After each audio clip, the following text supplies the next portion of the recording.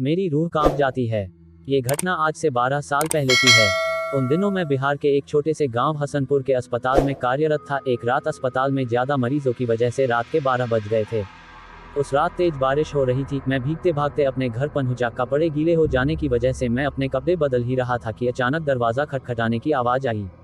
मैंने सोचा इतनी रात को कौन आया होगा। मैंने दरवाजा खोला और देखा कि एक लड़की जो बरसात में भीगी हुई थी रोते हुए कहने लगी कि मेरी माँ की तबीयत बहुत खराब है, आप जल्दी चलिए नहीं तो वो मर जाएगी। मैंने उससे कहा कि रात को मैं मरीज नहीं देखता हूँ, सुबह अस्पताल ले आना।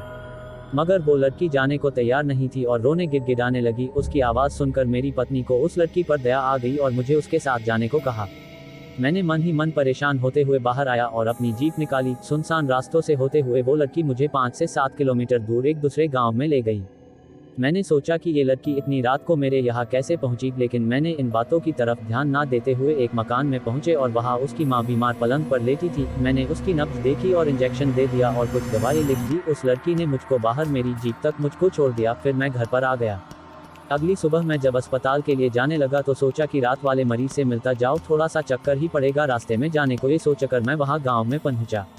मैं रात को जिस मकान में गया वो उस जगह पर मुझे नहीं दिखा। मुझे उस जगह पर खंडहर नजर आ रहा था। तो मैं गांव के लोगों से पूछने लगा कि यहाँ एक घर और परिवार रहता है। तो लोगों ने हैरानी से देखते हुए कहा कि यहाँ ऐसा कोई घर नहीं है। ये सुनकर मेरे रोंगटे खड़े हो गए। मैं सोचने लगा कि रात को जो मेरे साथ हुआ वो क्या था। वहाँ के लोगों ने बताया ये प्रेत लीला है, सो हर साल किसी एक इंसान के साथ होती है। ये तो गनीमत है कि आप जिंदा बच गए, वरना वो आत्मा आपको जिंदा नहीं छोड़ती।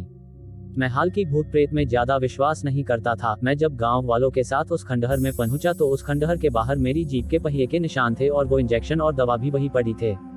मैंने बिना लोगों से और बातें किए फिर से घर लौट आया और घर वालों को सारी बात बताई। उसके कुछ दिनों बाद मेरा तबादला दूसरे गांव में हो गया, लेकिन उस रात की घटना के बारे में सोचकर आज भी मेरी रूह कांप जाती है।